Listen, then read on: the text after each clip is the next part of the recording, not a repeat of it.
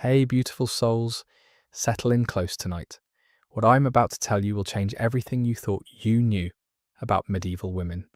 In 1441, a duchess was dragged naked through London streets. Her crime? Consulting an astrologer about the king's health. Eleanor Cobham had dared to seek answers that only men were allowed to possess. But here's what the jeering crowds didn't know. Eleanor wasn't the first. She wouldn't be the last. And the real reason she was being destroyed had nothing to do with witchcraft. What happened next would trigger centuries of systematic murder that claimed over 40,000 lives across Britain. But the most disturbing part? These women weren't killed for practicing magic. They were eliminated for something far more threatening to medieval society. They had knowledge, they had independence, they had power, and in a world designed to keep women powerless, that made them more dangerous than any spell. Picture this: you're bleeding to death after childbirth. Your baby is breech. The male physician has given up, muttering about God's will. Then Margaret arrives. She's 67, weathered hand steady as stone. She knows exactly which herbs stop hemorrhaging, how to turn a baby in the womb, which prayers to whisper while she saves your life. Margaret has delivered over 200 babies, lost only 3 mothers. In an age when childbirth kills 1 in 10 women, she's a walking miracle. But here's what you don't know. Tomorrow Margaret will be accused of witchcraft, because saving lives was about to become a capital crime. The year is 1566. Agnes Waterhouse owns a white-spotted cat named Satan, a common pet name, harmless as any other. Her neighbours claim she talks to this cat, feeds him drops of her own blood, sends him out to curse their butter. What they're really describing? An elderly widow living alone, talking to her pet, sharing her meagre food. The blood they claim to see is probably just milk.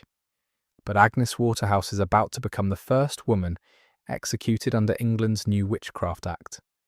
Not because she practiced magic, because she knew too much. Agnes understood which herbs prevented infection. She could predict weather patterns that affected crops. She knew anatomy from decades of helping with births. Her success rate treating illness was better than university-trained physicians, and that made her too dangerous to live. Here's the truth they don't want you to know. Medieval wise women were often better healers than trained doctors. They understood concepts that wouldn't be discovered by male physicians for centuries.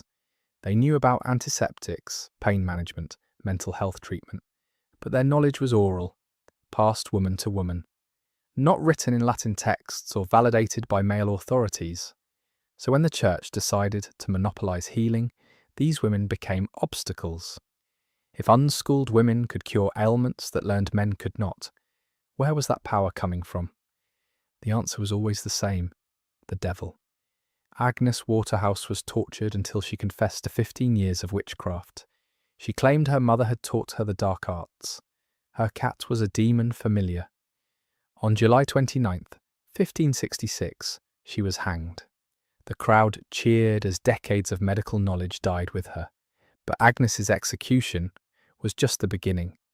Because once you establish that female knowledge equals witchcraft, every skilled woman becomes a target. What happened to Agnes created a template that would be replicated across England.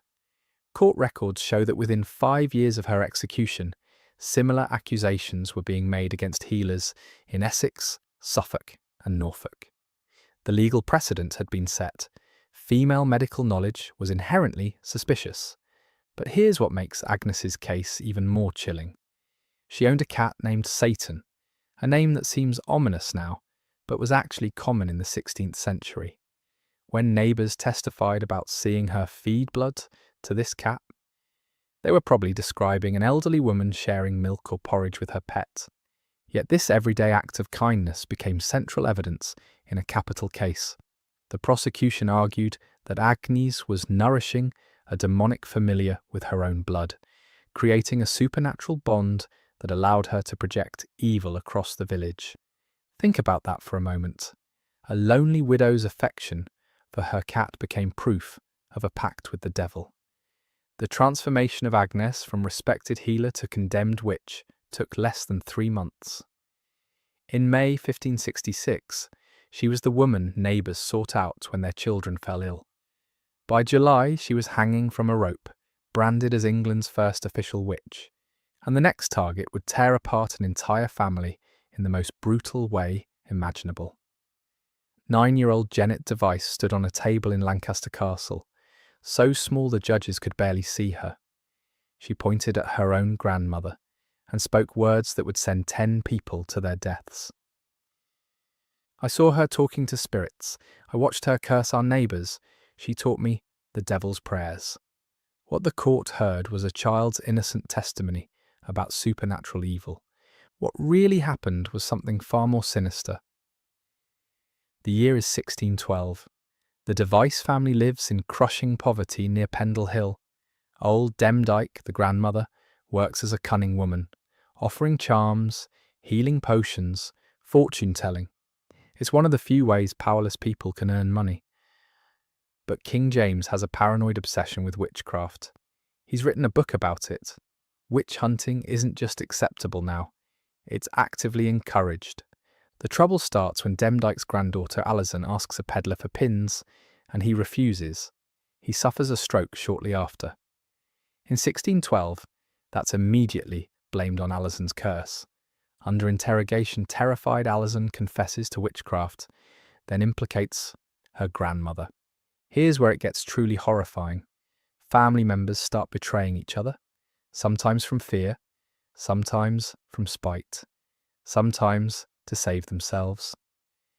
9-year-old Janet becomes the star witness against her own family. This child testifies that she watched her mother murder a man with a clay doll, saw her siblings attend witches' sabbaths, witnessed her grandmother consorting with demons. But here's what's really happening. Janet is getting intense adult attention for these stories. She's learning that certain tales generate sympathy, concern, dramatic responses. In a house obsessed with witchcraft accusations, she's absorbing the expected behaviours, the right words to say, and she's being coached by adults who know exactly how to manipulate a child's testimony while maintaining plausible deniability. The manipulation of Janet was particularly sophisticated. Court records show she was kept in isolation for weeks before the trial, visited daily by magistrates who prepared her testimony. They taught her which details would be most convincing, which family members to implicate, how to describe supernatural events in ways that would satisfy legal requirements. Janet learned that pointing dramatically at each accused person would generate gasps from the courtroom. That describing familiar spirits in vivid detail would make judges lean forward with interest. That tears at the right moments would convince everyone of her sincerity. But here's the most heartbreaking detail from the trial records. Janet's mother, Elizabeth Device, kept trying to catch her daughter's eye during testimony, mouthing words of love and reassurance even as the child condemned her to death. Elizabeth understood what was happening. She knew her 9-year-old was being used as a weapon against their family. But she also knew that any attempt to silence or contradict Janet would be seen as further evidence of supernatural evil. The psychological torture was exquisite in its cruelty. These women had to sit silently while their own children described imaginary crimes in devastating detail, knowing that any emotional response would be twisted into additional evidence against them. Can you imagine being betrayed by your own 9-year-old sister? Having your daughter point at you in court and describe supernatural crimes that never happened? Watching your mother's face crumble as her granddaughter sealed her fate with practiced lies? The Pendle trials consume an entire family. Old Demdike dies in prison before trial, maybe a mercy. 8 women and 2 men are hanged based largely on little Janet's testimony. But here's the most twisted part. 20 years later, Janet Device herself will be accused of witchcraft. The child whose testimony destroyed her family becomes another target when the community needs fresh scapegoats.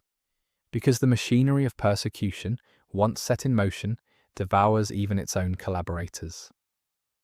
What happened at Pendle wasn't about supernatural threats. It was about what happens when poverty meets hysteria, when families are turned against each other, when children become weapons in adult wars. But the real horror was just beginning. Because if children could be used to destroy families, imagine what could be done to women who lived alone.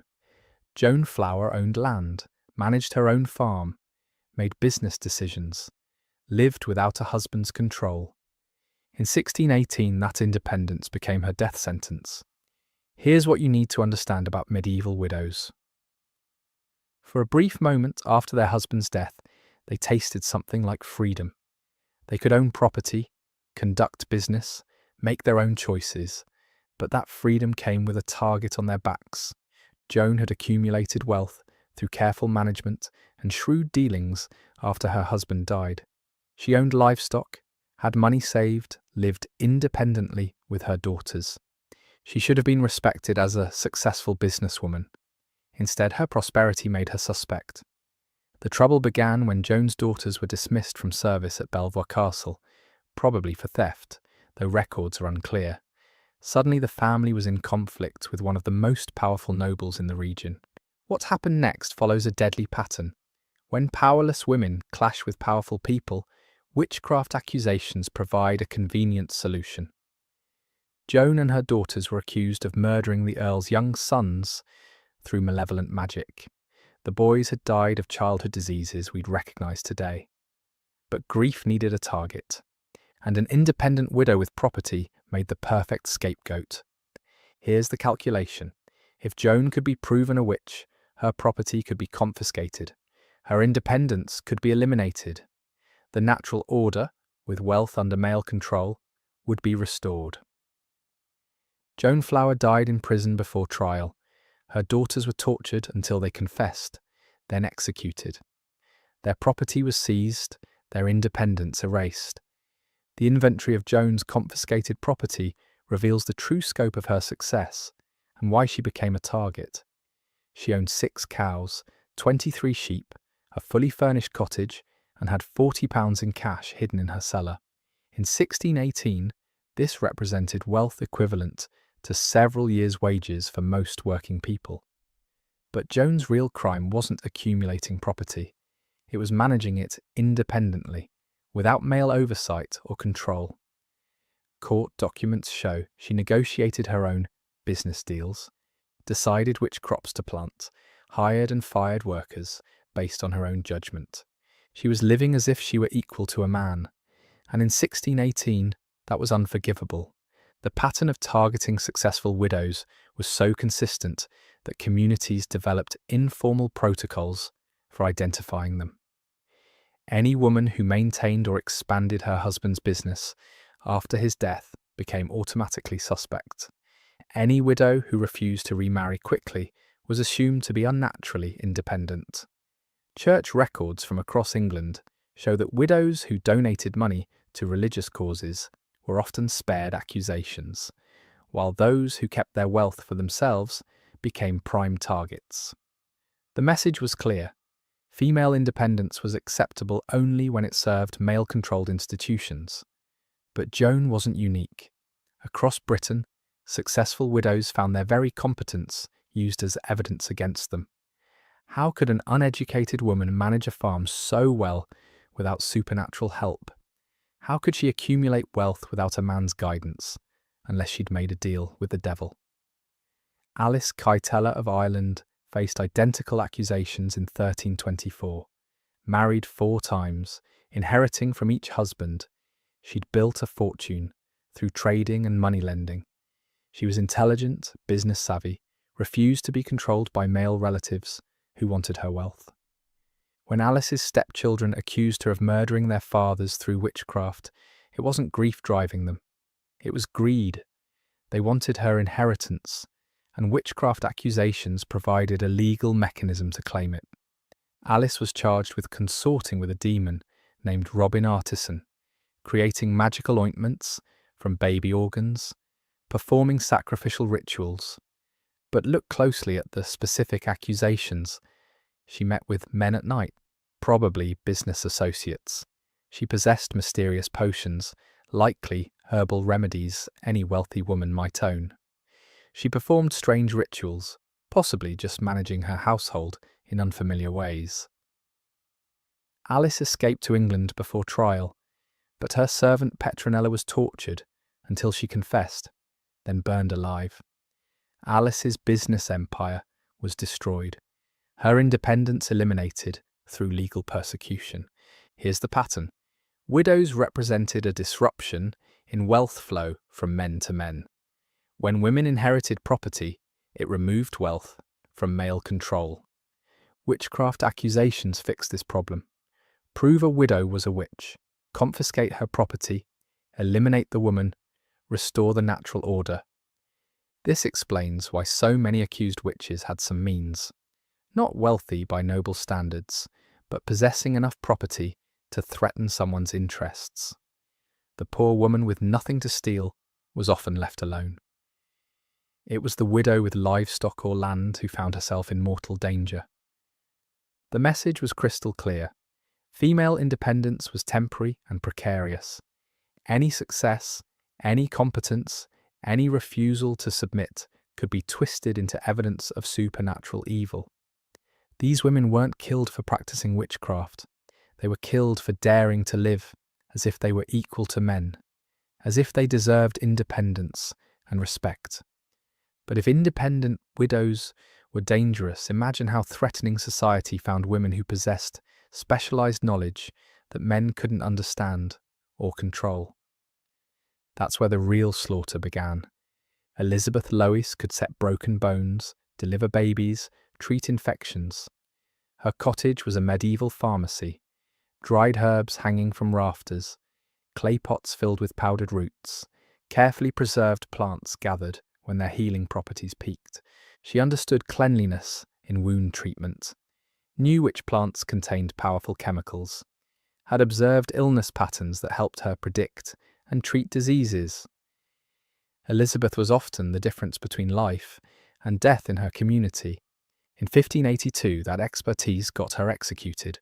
When crop failures and livestock diseases struck St. Osyth, Elizabeth's skills became evidence against her.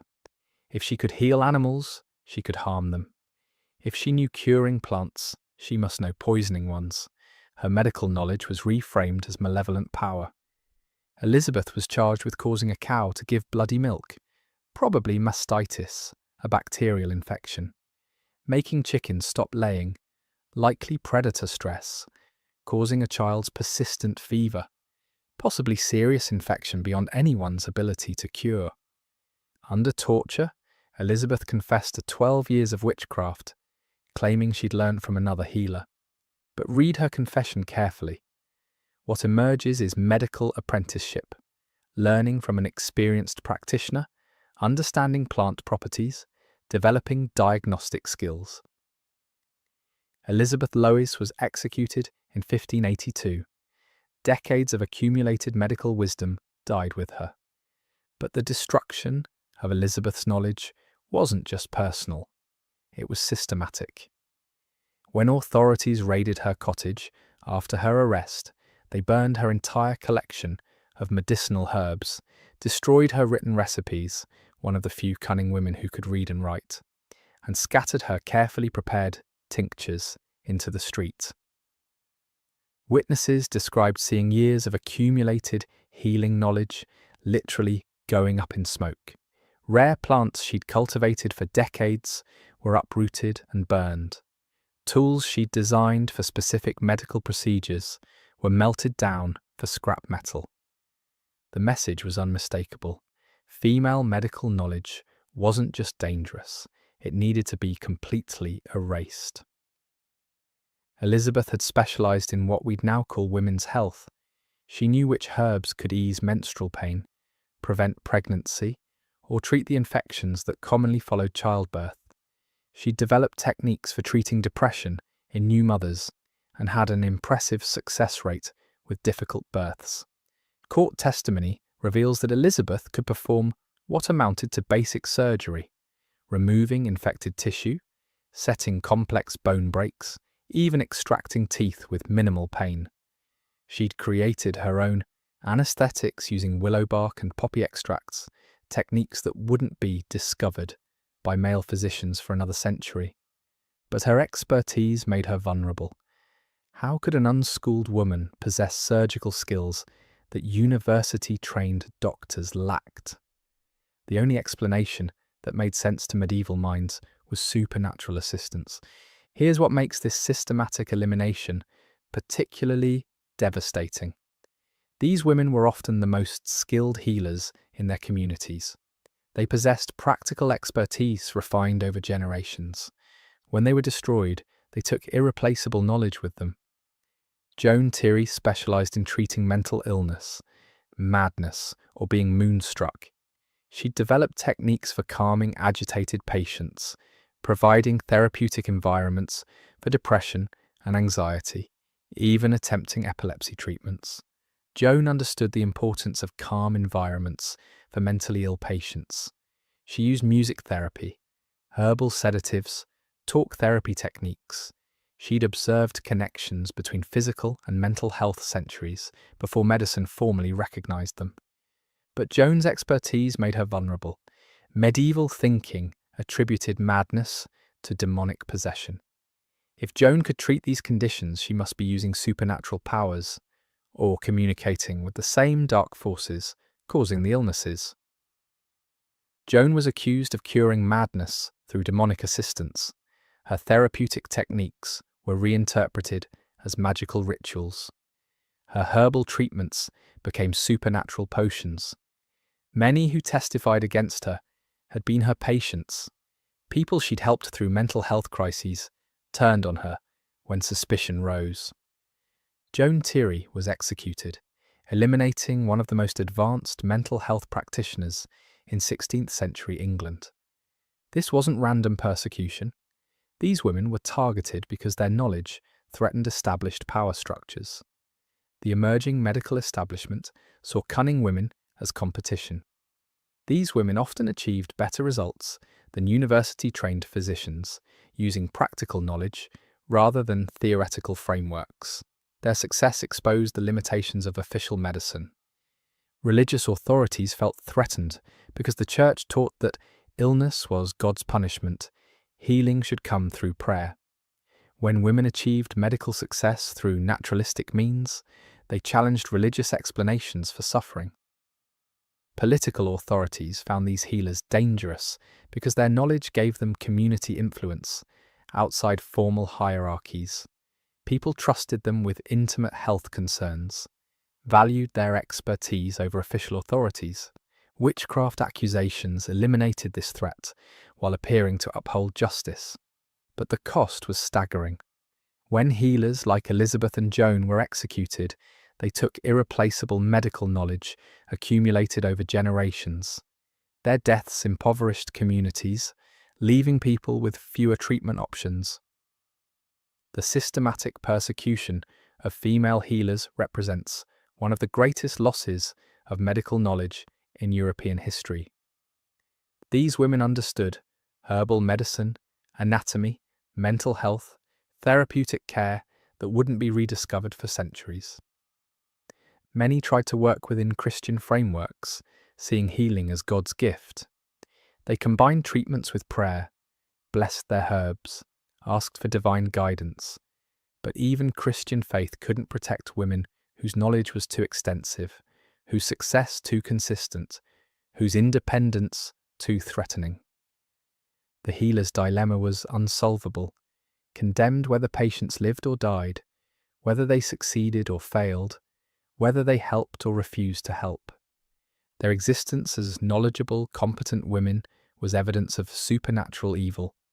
But if healing knowledge was dangerous, imagine what happened when women combined medical expertise with the ultimate female power, controlling birth and death. That's where the persecution became truly systematic. In candlelit birthing chambers, women gathered to bring life into the world. These moments were sacred, powerful, entirely female, and in the eyes of medieval authorities, absolutely terrifying. Margaret Jones was known throughout her community as a skilled midwife and healer. Women sought her for difficult births, childhood illnesses, female ailments that male physicians wouldn't treat. Margaret understood anatomy from hands-on experience with countless births. She knew techniques for turning breech babies, stopping hemorrhaging, treating complications that killed other mothers. But Margaret's success made her suspect. The medieval mind couldn't understand how an uneducated woman could heal what learned men could not. If Margaret could successfully treat conditions that baffled university doctors, she must be getting power from supernatural sources. Her medicinal garden became evidence of witchcraft. Her healing touch proved a pact with the devil. What's particularly tragic? Midwives were essential in ways modern people can barely imagine. Without anesthesia, antibiotics, or antiseptic procedures, these women were often the difference between life and death. They knew how to turn breech babies in the womb, which herbs stopped excessive bleeding. They provided emotional support through terrifying experiences. They were therapists, pharmacologists, emergency medics combined, but their knowledge was oral, passed woman to woman through generations, not written in Latin or validated by university degrees. This made it suspect to the emerging male medical establishment. The techniques these midwives possessed were remarkably sophisticated. They understood how to use pressure points to ease labour pain, knew which positions could help stalled births progress, could manually turn breech babies without harming mother or child. They developed tools for cutting umbilical cords cleanly and methods for reviving babies who appeared stillborn. Many midwives could predict with startling accuracy which pregnancies would end in miscarriage, which mothers were likely to hemorrhage, which babies might be born with complications. This wasn't supernatural knowledge, it was pattern recognition developed through years of hands-on experience. But perhaps most threatening to male authorities, midwives controlled information about conception and pregnancy prevention. They knew which herbs could delay or prevent pregnancy, which techniques could end unwanted pregnancies safely, which methods could help infertile couples conceive. This knowledge gave women unprecedented control over their own reproductive lives. And in a world where women's primary value was seen as breeding, that control was revolutionary and terrifying to those in power. Agnes Sampson, a Scottish midwife, became caught in the North Berwick witch trials of 1590 to 92. Agnes was famous for predicting pregnancy outcomes, helping women who'd experienced multiple miscarriages carry babies to term. These skills, which we'd attribute to accumulated medical knowledge, were interpreted as supernatural powers. Under torture, Agnes confessed to attending witches' sabbaths, conspiring to kill the king through magic. But read between the lines, she could predict storms, likely understanding weather patterns affecting pregnant women. She healed through supernatural means, describing herbal medicine and therapeutic techniques. She raised the dead, possibly reviving newborns who appeared stillborn, which would seem miraculous. Agnes Sampson was executed in 1591, strangled and burned. Her death destroyed decades of medical knowledge. But the persecution of midwives wasn't just individual cases. It represented systematic campaign to control women's bodies. Throughout medieval period, birth was female domain. Labouring women were surrounded by other women, midwives, relatives, neighbours, who supported them through the process. These birthing chambers were spaces where women shared knowledge, provided emotional support, exercised female authority that existed nowhere else. Men, including husbands, were typically excluded entirely. As witch trials intensified, this female-controlled domain came under attack. Midwives were accused of killing babies during birth, causing difficult labours through curses, using the birthing process to gather magical ingredients, particularly the caul membrane covering newborns' heads. These accusations exploited natural dangers of medieval childbirth to create witchcraft evidence. With devastating maternal and infant mortality rates, Any bad outcome could be attributed to supernatural interference. Baby born with deformity? Midwife cursed it. Mother died in childbirth? Midwife sacrificed her. Labour particularly difficult? Midwife prolonged it through magic. There was no way to win. Midwives were condemned whether patients lived or died. The campaign was so successful that by the 17th century, male physicians had begun taking over obstetrics, despite having less practical experience than the women they replaced. Generational knowledge was dismissed as superstition, replaced by theoretical understanding, often less effective than the folk wisdom it superseded. The most heartbreaking aspect, women's greatest strength, knowledge of their own bodies, became evidence of evil nature. These women weren't killed despite their medical skills. They were killed because of them. Female expertise was inherently suspect. A woman who understood too much about life and death mysteries, who could ease suffering and bring healing, who possessed knowledge not sanctioned by male authorities, such a woman could only be in league with the devil. The midwives who died weren't just victims of religious hysteria. They were casualties in a war over who would control women's bodies, women's health, women's knowledge. Knowledge itself became a crime punishable by death. But if you think the persecution of healers and midwives was brutal, wait until you discover how the legal system itself became weaponized against women. Because what happened in torture chambers makes everything else look merciful by comparison. In stone dungeons where moisture wept from walls and iron gleamed in torchlight, the most horrifying truth of the witch trials unfolded. Pain became evidence, agony became proof, human breaking points became legal testimony. Agnes Sampson was 60 years old when they started torturing her, a respected midwife who'd spent decades saving lives. What happened to her in that Scottish dungeon reveals the calculated brutality behind every witch trial confession. First came the thrilling, stripping Agnes naked, shaving all her body hair, examining every inch of skin for the devil's mark. This respected woman was reduced to a naked object of scrutiny by male authorities who poked and prodded while recording observations. The humiliation was as intentional as the physical violation, but that was only the beginning. When Agnes maintained her innocence, they bound her head with rope, progressively tightening until it crushed her skull. The pressure felt like her head might explode. This technique could cause permanent brain damage. Still proclaiming innocence, they subjected her to boot torture, an iron device that enclosed her leg, gradually tightened with screws until bones crushed. The sound of breaking bones was considered evidence the devil was abandoning his servant. Finally, they kept her awake for days while repeatedly interrogating her. Sleep deprivation, combined with physical injuries and psychological trauma, eventually broke her resistance.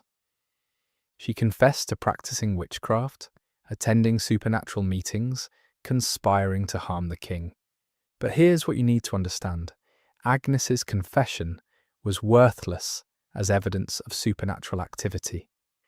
It was simply proof that human beings can be tortured into saying anything. The techniques were specifically designed to produce confessions, not discovered truth. What's particularly sinister is how the torture was calibrated based on the accused woman's social status and potential wealth.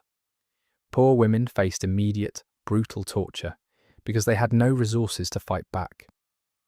Wealthy women endured more refined psychological pressure initially because authorities wanted to extract information about hidden assets before physical torture made them unreliable witnesses.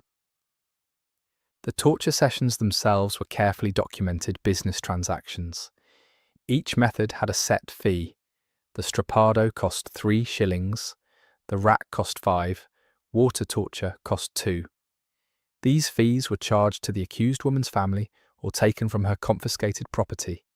Professional torturers travelled from town to town, offering their specialised services to local courts. They carried portable equipment, thumb screws, iron boots, ropes designed for specific techniques. Their expertise was treated as a legitimate trade skill, passed down from master to apprentice. But the psychological manipulation was often more effective than physical torture. Sleep deprivation, combined with constant religious pressure, could break resistance without leaving obvious marks. Accused women were kept awake for days while priests lectured them about salvation. Judges questioned them about supernatural activities, and family members begged them to confess for their own soul's sake. The torture methods were horrifyingly diverse. The strappado hung victims by arms tied behind their backs, then dropped them suddenly to dislocate shoulders and tear muscles. The rack stretched bodies until joints separated. The thumbscrew crushed fingers until permanently mangled. Water torture forced enormous quantities down throats until victims felt they were drowning. Fire torture applied burning coals to various body parts, creating wounds that could cause death weeks later. But perhaps most insidious was sleep deprivation, combined with her constant interrogation. Victims kept awake for days or weeks while being repeatedly questioned. Exhaustion, confusion, constant psychological pressure could break resistance more effectively than physical pain alone. These tortures were justified through legal and religious frameworks. Torture was presented as necessary for discovering supernatural truth that couldn't be uncovered through normal investigation. Since witchcraft left no physical evidence, extraordinary methods were supposedly required. Religious authorities argued torture was merciful. It allowed accused witches to confess sins and seek forgiveness before execution. Pain inflicted during interrogation was portrayed as purification, preparing souls for divine judgment. Legal authorities developed elaborate rules governing torture use, creating appearance of regulation while actually systematizing brutality. Rules specified which techniques could be used on different suspects, how long sessions could continue, what confessions were admissible. But regulations served primarily to legitimize torture rather than limit it. Rules were complex enough that skilled torturers could find justifications for virtually any method. Legal framework provided cover for systematic brutality. The gendered nature was particularly significant. Techniques used on women often exploited specifically female vulnerabilities. Sexual humiliation, threats to children, torture targeting reproductive organs were commonly employed. Women's bodies were viewed as inherently susceptible to demonic influence, making invasive examinations seem necessary. Devil's Mark searches involved detailed genital and breast inspection by male authorities claiming religious or legal authority. Professional torturers developed expertise in extracting specific confession types that would satisfy legal requirements and community expectations. They understood which techniques were most effective against different victims, how to pace sessions to maximize psychological impact while keeping subjects alive and capable of testifying. Economic incentives added another corruption layer. Torturers were typically paid per session or confession extracted, creating financial motivations for prolonged, intensive torture. Equipment was often rented rather than owned, generating additional revenue streams. The psychological impact extended beyond immediate victims. Communities that permitted systematic torture became brutalized themselves, normalizing violence as acceptable response to perceived threats. Many victims eventually believed their own forced confessions. After days or weeks of abuse, the line between reality and forced stories became blurred. Some accused witches went to execution, genuinely convinced they'd committed supernatural crimes, having internalized narratives that torture forced them to recite. The torture used in witch trials represents one of the most systematic campaigns of state-sanctioned violence against women in European history. Thousands were subjected to excruciating abuse designed to extract false confessions of imaginary crimes. But if you think the torture was the worst part, you haven't seen what happened when these broken women were dragged to their final moments. Because the executions themselves were designed to send a message that would echo through generations. July 19th, 1692. Bridget Bishop is loaded onto a cart with other condemned women, driven through Salem's streets toward Gallows Hill. The procession isn't hidden. It's deliberately public, designed to be witnessed by as many people as possible. Bridget is 60, a tavern keeper who lived independently and spoke her mind in a community growing intolerant of such behaviour. She's been married 3 times. Each husband died naturally, but in 1692's fevered atmosphere, this becomes evidence of supernatural murder. The charges are typical, appearing to neighbours in spectral form, tormenting them supernaturally, causing livestock to sicken, using malevolent magic against anyone who crossed her. The evidence is entirely testimonial, people claiming they'd seen her spirit attacking them, felt her supernatural influence, witnessed her consorting with demons. But as Bridget rides toward death, she knows something her accusers choose to ignore. She's innocent. She never practiced witchcraft, never consorted with devils, never used supernatural powers to harm anyone. She's dying for crimes that exist only in her community's fearful imagination. The execution site overlooks the town, making the killings visible from many homes, ensuring the day's lessons burn into everyone's memory. The gallows accommodate multiple executions simultaneously, reflecting the industrial scale of planned murder. When they reach the execution ground, hundreds wait. Public executions are social events, drawing spectators who come to witness justice or participate in what they believe is community self-defense. The spectacle was carefully choreographed for maximum impact. Vendors sold food and drink to the crowds. Ballad singers performed songs about the condemned witches' crimes. Local ministers delivered sermons about the wages of sin and the importance of remaining vigilant against supernatural evil. Children were specifically encouraged to attend these executions, with parents believing that witnessing divine justice would protect them from temptation and teach them proper moral behaviour. School masters sometimes cancelled classes so entire student bodies could observe the proceedings. The economic machinery surrounding executions was remarkably efficient. Everything had a price and someone to collect it. Spectators paid fees for premium viewing positions. Vendors paid licenses to sell refreshments. Even the condemned women's final words were sometimes transcribed and sold as pamphlets to literate audience members. The bodies of executed witches became commodities after death. Pieces of rope used for hanging were sold as protective charms. Clothing was auctioned to recover court costs. Hair was collected and sold to wig makers. Even soil from the execution ground was gathered and sold as supernatural protection against evil. But what the crowd sees isn't justice. It's the murder of innocent women by a community that's lost its moral compass. Bridget Bishop is hanged at noon. Her last words, if permitted any, aren't recorded. She dies not as a witch but as a victim of mass hysteria, legal corruption, deadly consequences of living as an independent woman in a world that finds such independence intolerable. But Bridget's execution is just the beginning. Over following months, 19 more will be executed in Salem. Hundreds more imprisoned, tortured, have their lives destroyed by demonstrably false accusations.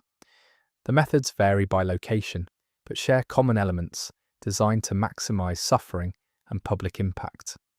Hanging is most common, relatively inexpensive, accommodating multiple victims, creating prolonged death allowing final speeches or confessions. But hanging is often bungled, leading to slow strangulation rather than quick death from broken necks. Women struggle at rope ends for minutes while crowds watch their final agony. Burning is more common in continental Europe and Scotland, believed to purify the body and prevent accused witches from returning as supernatural threats.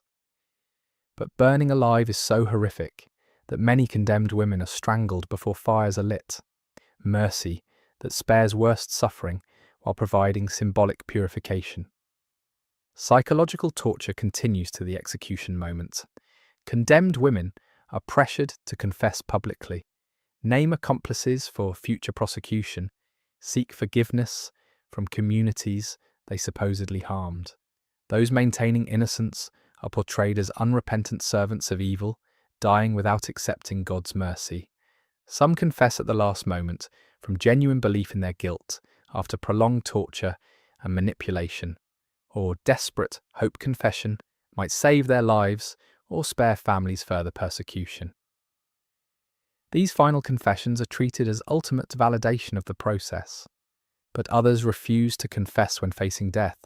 They go to executions proclaiming innocence, calling on God to witness their suffering, sometimes cursing communities that condemned them. These defiance displays are often interpreted as final proofs of supernatural evil, but actually represent innocent people facing unjust death with dignity intact. Public executions' impact extends beyond immediate victims. Children witnessing these killings are traumatized by seeing neighbors, teachers, community members murdered in justice's name. Families of accused are destroyed not just by loved ones' loss, but by social stigma attaching to anyone connected to condemned witches. Communities participating in witch executions are brutalized by the experience, even when initially supporting prosecutions. Realization that innocent people were killed, that neighbors were murdered based on false accusations, that entire communities were complicit creates lasting psychological damage. The economic impact is significant. Accused women's property is confiscated, debts become uncollectible, families are left destitute. Wealth accumulated over lifetimes is redistributed to legal authorities, while communities lose productive members whose skills can never be replaced. Executions often fail to end the hysteria generating them. Instead of satisfying community fears, successful prosecutions encourage additional accusations as people become convinced witchcraft is real and requires continued vigilance. Salem escalated after Bridget's execution rather than concluding. Her death proved to the community that supernatural threats were real, decisive action necessary. Each execution provided momentum for the next round of accusations. Only when accusations began targeting prominent community members did prosecution momentum slow. When the governor's wife was accused, he suddenly discovered reasons to doubt spectral evidence and intervened to end trials. This pattern, witch prosecutions continuing until threatening people with enough power to stop them, repeated across the witch trial period. The persecution machine rolled forward as long as it consumed only the powerless, grinding to a halt the moment it endangered those controlling it. The end came gradually, driven more by practical considerations than moral awakening. Legal authorities recognized evidence used in witchcraft cases was unreliable. Prosecution methods produced false confessions. Economic costs became prohibitive. Political leaders realized witch hysteria was destabilizing rather than protecting social order. But the end didn't bring justice to women who'd already died. No reparations to families, no acknowledgement of terrible errors, no accountability for officials who orchestrated prosecutions. The persecution machinery simply stopped, leaving devastated communities and grieving families expected to move forward as if nothing happened. The last witch execution in England, 1682, when Temperance Lloyd, Mary Trembles, and Susanna Edwards were hanged at Exeter. 3 elderly women died for crimes existing only in accusers' imaginations. By the time executions ended, thousands had been killed across Europe and colonial America. Conservative estimates suggest at least 40,000 executions between 1450 and 1750, with women comprising 80% of victims. These weren't statistics. They were individuals with names, families, dreams, contributions to make. Healers whose medical knowledge died with them, mothers whose children were orphaned, neighbours whose loss impoverished everyone around them. But here's what haunts me most about these executions. They weren't aberrations. They were the system working exactly as designed. Because what happened to these women reveals something terrifying about how quickly civilized societies can become monstrous when fear overrides reason. Every witch trial, every accusation, every execution serves someone's political interests. The women who died weren't victims of religious madness. They were casualties in calculated power struggles that had nothing to do with supernatural evil. Behind every witch was someone who benefited from her destruction. King James VI of Scotland understood this perfectly. In 1589, storms nearly sank his royal ships returning from Denmark with his new bride. For a king obsessed with divine right, this near disaster posed a serious problem. If God truly blessed James's reign, why would he allow such dangers? The answer: witchcraft.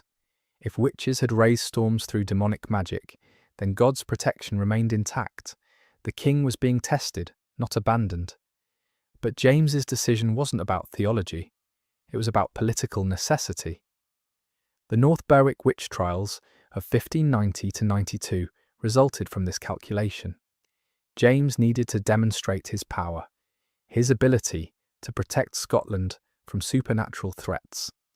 A successful witch hunt would prove his divine mandate and eliminate potential opposition. The targets reveal the calculated nature. Rather than random individuals, investigations centered on genuine political threats, nobles questioning royal authority, merchants competing with royal monopolies, women whose independence challenged political structures. Agnes Sampson wasn't targeted because she could predict storms. She was targeted because her medical expertise gave her influence outside royal control. When people trusted a cunning woman more than official physicians, it suggested royal authority wasn't absolute. The Earl of Bothwell, James's own cousin, was implicated not for supernatural activities, but because he represented genuine threat to the throne. By linking him to witchcraft, James could eliminate a political rival while appearing to defend Scotland against demonic forces. Over 100 arrests, dozens of executions. The real purpose was achieved. James demonstrated power, eliminated enemies, created fear that would discourage future opposition. The efficiency of James's witch trials established a template that would be copied throughout Europe.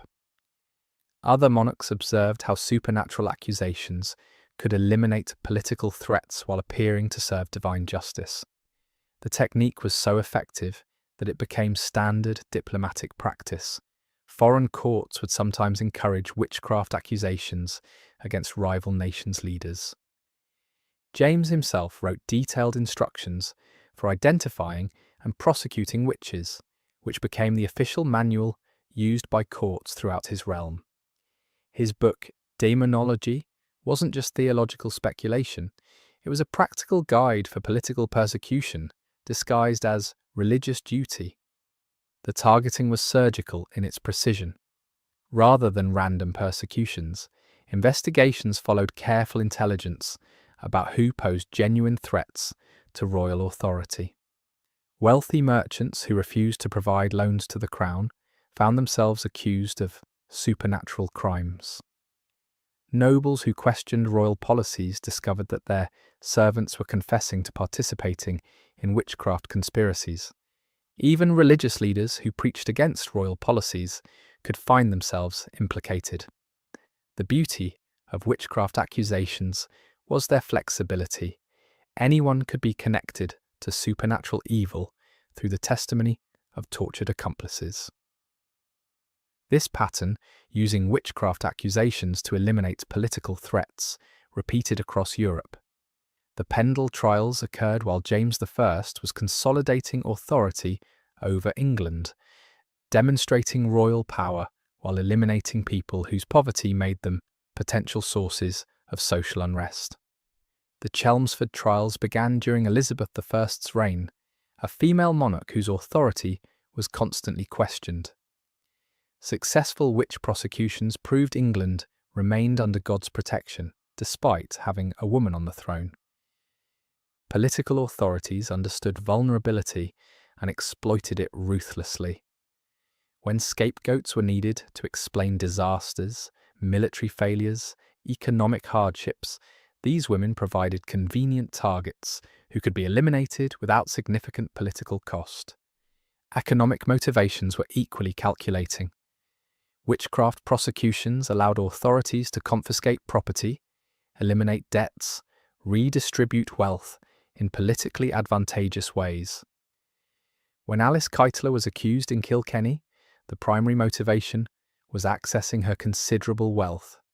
When Joan Flower was prosecuted at Belvoir Castle, her property was confiscated and independence eliminated. These confiscations served multiple purposes: enriching prosecuting authorities, removing economic power from threatening individuals, demonstrating that prosperity existed only at political authorities' sufferance. Religious and political motivations intertwined complexly. The Church provided ideological framework, making prosecutions possible, but also used trials to advance institutional interests.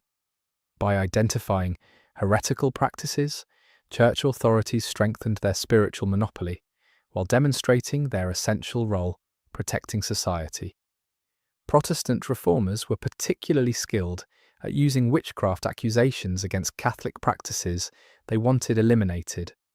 Traditional customs, healing practices, religious observances surviving the Reformation could be reframed as witchcraft and systematically suppressed. Catholic authorities used similar tactics against Protestant influences, folk practices they couldn't control, individuals whose independence threatened church authority. Specific religious justifications varied, but the pattern remained: witchcraft accusations as tools for institutional control. What's most chilling is how conscious and deliberate this often was. Legal authorities, political leaders, religious officials understood exactly what they were doing. They knew accusations were false, confessions extracted through torture, evidence largely fabricated. But trials weren't about justice, they were about power. They eliminated threats, redistributed resources, demonstrated authority, maintained social control. Court records reveal this cynical awareness. Judges privately expressing skepticism would publicly condemn women to death. Officials understanding confessions were tortured would present them as voluntary guilt admissions. Religious authorities, knowing folk practices were harmless, would describe them as demonic rituals. Political use of witchcraft accusations was so effective, it became standard statecraft. When Henry VIII wanted to eliminate Anne Boleyn, he used witchcraft alongside adultery charges. When rivals needed discrediting, witchcraft allegations provided convenient mechanisms. When social unrest needed channeling towards safe targets, witch hunts offered perfect solutions. This systematic manipulation represents one of the darkest chapters in power's history. Thousands died not because communities believed they were evil, but because political authorities found their deaths convenient. The witch trials weren't justice failures, they were justice working exactly as designed by those in power. They achieved intended goals: eliminating threats, redistributing resources, demonstrating authority, maintaining control. The only failure was moral, belonging not to communities producing accusations, but to authorities cynically exploiting them. Understanding political dimensions helps us see these trials for what they were. Not religious madness episodes, but calculated state terror campaigns directed against society's most vulnerable women. These women died not for their sins, but for their inconvenience to power. Their deaths served not justice, but the interests of those who found their elimination profitable. But if you think the political manipulation was sophisticated, Wait until you discover how entire communities were systematically turned into weapons against their own members. Because what happened when fear became contagious makes everything else look primitive by comparison. Imagine your neighbours, people you've known for decades, suddenly staring at you with suspicion, whispering that your garden grows too well, that your cow gives more milk than others, that your children are healthier than they should be. Now imagine that suspicion becoming evidence, those whispers becoming testimony, that difference becoming your death sentence. This is how entire communities were weaponized against their most vulnerable members. The transformation wasn't sudden. It was methodical, psychological, designed to turn neighbours into executioners while making them believe they were protecting themselves. Take the village of St. Osyth in Essex, 1582. For generations, people had lived peacefully together. They'd shared harvests, helped with births, supported each other through hardships. Then the accusations began. Elizabeth Lowes, the village healer, was first. Once she was condemned, the floodgates opened. If Elizabeth was a witch, who else might be? Which other women possessed suspicious knowledge? Whose success seemed too convenient? Within months, 13 women from this small village were accused of witchcraft. Neighbours who had lived side by side for years suddenly saw malevolent magic in everyday misfortunes. The transformation wasn't random. It followed predictable psychological patterns that professional witch hunters understood and exploited.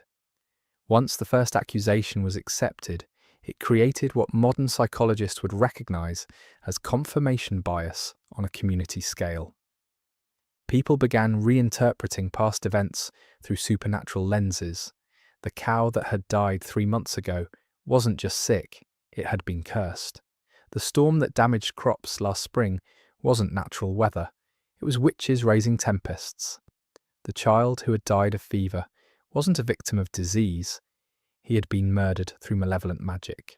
Suddenly every woman who had been present at these events became suspect. Every woman who had argued with the victims became a potential witch. Every woman who had succeeded where others failed became evidence of supernatural assistance. The psychological mechanism operates through what researchers now call apophenia, the tendency to perceive meaningful patterns in random information. When communities are primed to look for witchcraft, they'll find it everywhere. But this wasn't accidental. Professional witch hunters like Matthew Hopkins deliberately fostered this psychological state because it made their job easier and more profitable. The more paranoid a community became, the more witches they would identify, and the more fees Hopkins could collect. A cow that stopped giving milk, witchcraft, beer that went sour, supernatural interference, a child's fever, obviously cursed. But here's what really happened. Once the first accusation was accepted, it created a template for explaining any subsequent problems. The community had learned that supernatural evil was present, active, and needed to be rooted out. Suddenly, every woman who lived alone, who knew too much about healing, who spoke her mind too freely, became a potential threat requiring investigation. The psychological mechanism is terrifyingly simple. When people are afraid and looking for explanations, they'll find patterns anywhere. Random misfortunes become connected, coincidences become evidence, suspicion becomes certainty, and once a community accepts that witches are real and present, identifying them becomes a moral duty. What makes this particularly insidious is how it exploited existing social tensions. Every village had conflicts, property disputes, romantic rivalries, economic competition, personal grievances. Witchcraft accusations provided a way to resolve these conflicts permanently while appearing to serve justice. Did your neighbour's fence encroach on your land? Accuse her of cursing your crops?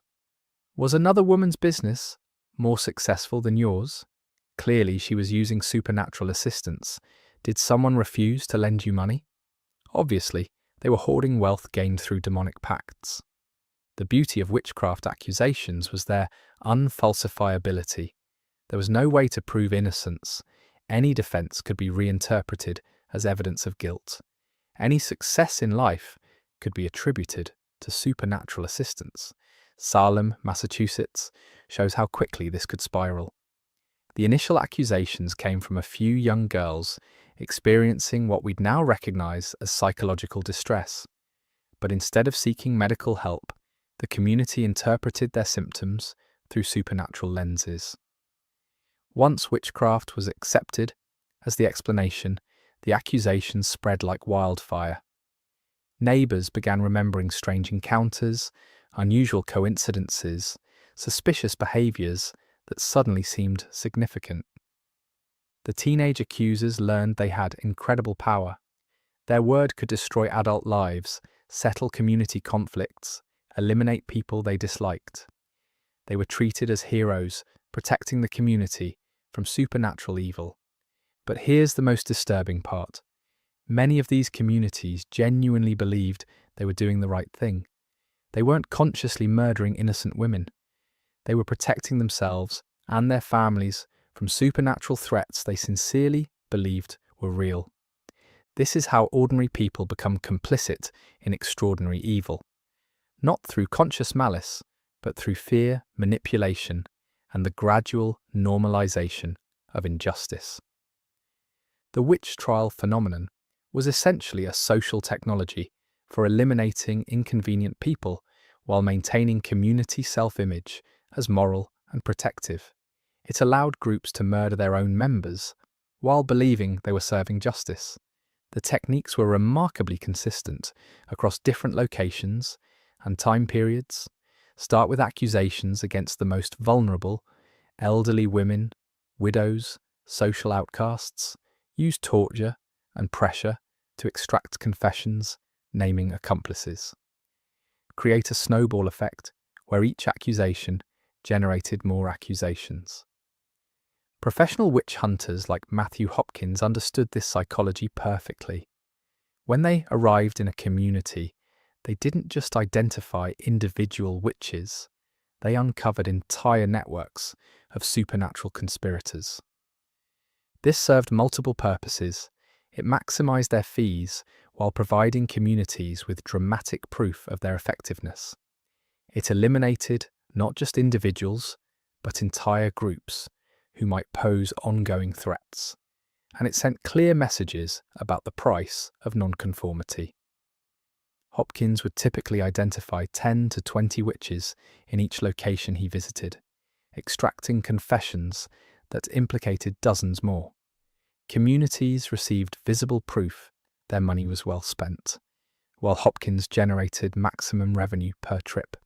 Hopkins' methods were refined through years of practice and became the gold standard for witch hunting across England. He'd arrive in a community with impressive credentials, letters of recommendation from previous clients, testimonials about his success rate, and a professional demeanour that convinced local authorities they were dealing with an expert. His first step was always psychological preparation. Hopkins would meet with local leaders to discuss the signs of witchcraft they should watch for, the types of women who were most likely to be supernatural threats, and the importance of acting decisively to protect the community. He'd often begin by targeting one or two women who were already viewed with suspicion, elderly widows, healers, or women who'd had conflicts with their neighbours. These initial accusations served as proof that witchcraft was indeed present and that Hopkins' services were necessary. The interrogation techniques Hopkins developed were devastatingly effective.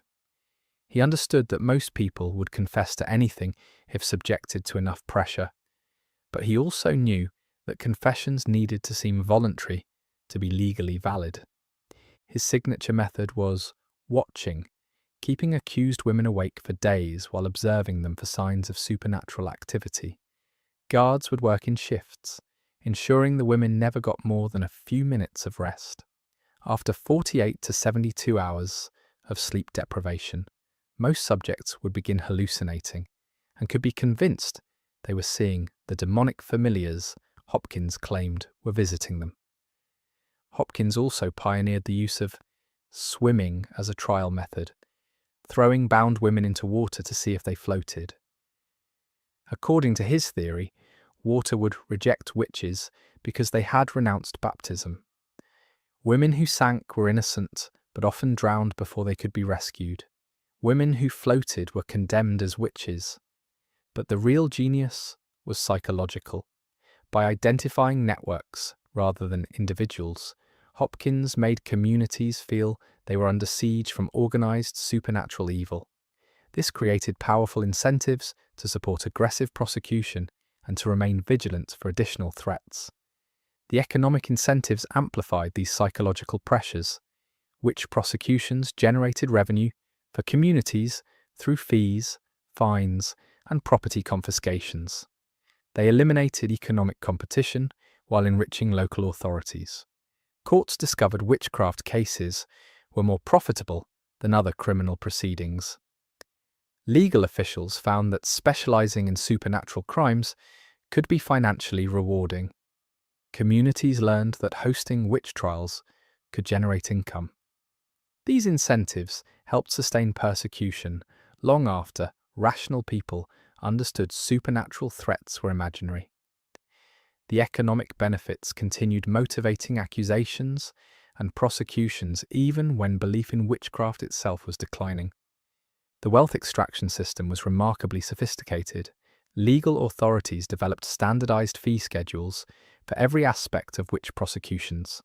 Arrest warrants cost 2 shillings, transportation to court cost 1 shilling per mile, imprisonment cost 6pence per day, torture sessions cost between 3 and 10 shillings, depending on complexity. These fees were always charged to the accused or their families, creating a perverse system where victims paid for their own persecution. Families often bankrupted themselves trying to secure proper legal representation or more humane treatment during imprisonment. Property confiscation followed equally systematic procedures. Authorities would inventory every possession, from livestock and furniture to clothing and cooking utensils. Items with immediate value were sold at public auctions, often to the same neighbours who had made the original accusations. The most valuable properties, land, buildings, business equipment, were typically claimed directly by local authorities or granted to political allies. This created powerful incentives for accusers who understood that successful prosecutions could lead to personal enrichment. Records from Essex show that between 1560 and 1680, witch prosecutions transferred over £50,000 worth of property from accused women to court officials and their associates. In modern terms, this represents millions of pounds of wealth systematically stolen from vulnerable women and their families. The cumulative effect was massive wealth transfer from vulnerable individuals to the legal and political authorities managing persecution. But it was also social transformation. Communities that had once protected their most vulnerable members were systematically trained to identify and eliminate them. What makes this particularly tragic is that many communities lost their most valuable members through these prosecutions. The healers, midwives, wise women who were targeted often represented irreplaceable knowledge and skills that died with them. Villages that eliminated their cunning women found themselves medically impoverished, lacking the healing expertise that had sustained them for generations. The persecution of female knowledge holders left entire communities less capable of caring for themselves. But the psychological damage was equally severe. Communities that participated in systematic murder of their own members became brutalized, normalizing violence as acceptable response to difference or independence. The techniques developed for persecuting witches were later applied to other groups: religious minorities, political dissidents, anyone whose presence became inconvenient to those in power. Perhaps most disturbing, many communities never acknowledged what they'd done. When witch trials ended, there was typically no reckoning, no admission of error, no accountability for the innocent lives destroyed. The persecution machinery simply stopped, leaving behind devastated families and traumatized survivors who were expected to move forward as if nothing had happened. This represents one of the greatest moral failures in European history, the systematic training of ordinary people to become weapons against their own community's most vulnerable members. But if you think the community weaponization was sophisticated, the final chapter of this horror story reveals something even more chilling. Because when the killing finally stopped, the lesson learned wasn't about justice or protecting the innocent. It was about power and who gets to wield it. The witch trials weren't random violence. They weren't religious hysteria. They weren't mass delusion. They were a calculated campaign to teach women their place in the world. And the lesson was simple: step outside your assigned role and die. Every execution was a message. Every torture session was a warning. Every accusation was a reminder that female knowledge, independence, and power existed only at male sufferance. Look at who lived and who died. The pattern is crystal clear. Married women under male protection were rarely accused. Wealthy women with powerful male relatives typically survived. Women who lived quietly, spoke softly, and stayed in traditional roles were generally left alone.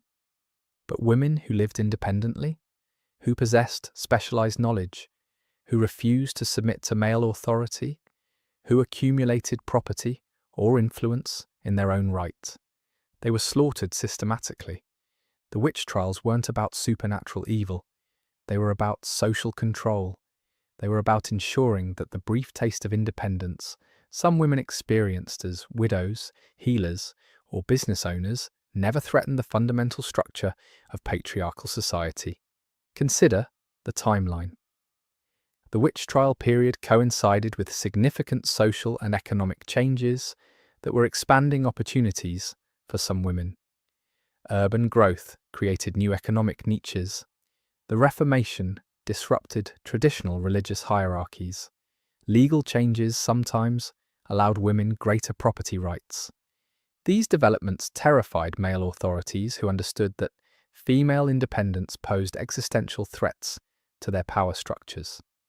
If women could survive and thrive without male control, what need did they have for husbands, fathers, or male-dominated institutions? The witch trials provided a brutal solution. By systematically eliminating women who demonstrated independence or competence, authorities could send clear messages to all women about the deadly consequences of stepping outside traditional boundaries. The message worked. By the time witch trials ended, women had been terrorized back into submission. The legal, medical, and economic spaces that some women had begun to occupy were firmly under male control. Female knowledge traditions had been destroyed or driven underground. The social engineering was remarkably successful. Entire generations of women grew up understanding that independence was dangerous, that knowledge was suspicious, that any success beyond traditional female roles could be fatal. The witch trials created what amounted to learned helplessness on a societal scale. Women internalized these lessons and passed them to their daughters. Don't stand out. Don't know too much. Don't succeed too visibly. Don't live independently. Don't challenge male authority. Don't trust other women who break these rules. The economic impact persisted for centuries. Women's exclusion from medical practice, business ownership, and property management became so complete that by the 18th century it seemed natural and inevitable rather than the result of systematic persecution. Legal systems that had been designed to eliminate threatening women were repurposed to maintain ongoing control. Laws restricting women's property rights, limiting their access to education, and requiring male guardianship weren't seen as oppressive. They were viewed as protective measures, preventing women from falling into the same supernatural temptations that had destroyed their predecessors. The knowledge destruction was equally devastating and long-lasting. Medical techniques that had been refined over centuries were lost forever. Herbal remedies that could have saved lives were forgotten. Midwifery skills that might have prevented countless deaths in childbirth disappeared with the women who possessed them. The techniques developed during witch trials, using accusations to eliminate threatening individuals, extracting confessions through torture, turning communities against their own members, became templates for oppressing other groups throughout history. But the primary target was always clear: women who dared to believe they were equal to men. The women who died as witches weren't different from you. They were mothers, healers, business owners, independent thinkers who wanted to live their lives on their own terms. They possessed knowledge, skills and courage that their communities desperately needed, and they were murdered for it. Their deaths created the world we inherited, a world where female independence remained precarious and dangerous, where women's knowledge was systematically devalued, where stepping outside traditional roles carried deadly risks. But their courage also created something else: proof that women could be powerful, knowledgeable, independent, and strong even in the face of systematic persecution. Every woman who was tortured but refused to confess demonstrated strength that her torturers couldn't break. Every healer who continued practicing despite the risks showed dedication to her calling that transcended fear. Every widow who maintained her independence despite social pressure proved that women could survive and thrive without male control. They died so that future generations might live more freely. Their sacrifice carved out space for women's voices, women's knowledge, women's power to exist and grow. Understanding their stories isn't about dwelling on historical injustice. It's about recognizing the price that was paid for every freedom you enjoy today. Every right you exercise, every choice you make, every opportunity you pursue exists because countless women before you paid for it with their lives. But it's also about understanding that the forces that killed them haven't disappeared. They've adapted, evolved, found subtler ways to limit female power and independence.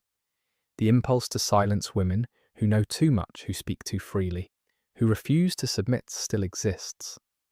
The best way to honor their memory isn't to sentimentalize them as martyrs or saints.